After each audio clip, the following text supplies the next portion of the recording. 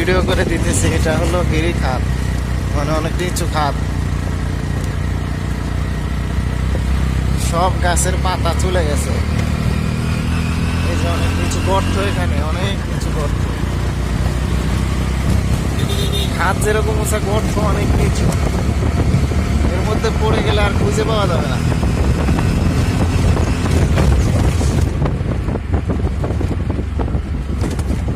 চট্টগ্রাম বন বিভাগ এরিয়া, সাইনবোর্ডে লেখা আছে। ওই যে ওখানে দুধু মরুভূমির মতো পড়তেছে। খাতগুলো অনেক নিচু, খুবই ভয়ঙ্কর লাগে।